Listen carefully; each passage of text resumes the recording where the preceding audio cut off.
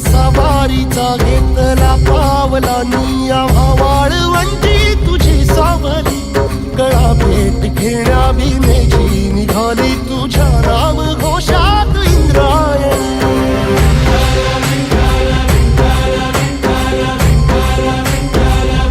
भिडे आसमंती ध्वजा वैष्णवांची उभी पंढरी आज नानावली तुझे नाव ओठी तुझे रूप ध्यानी जीवाला तुझी आस गाला गली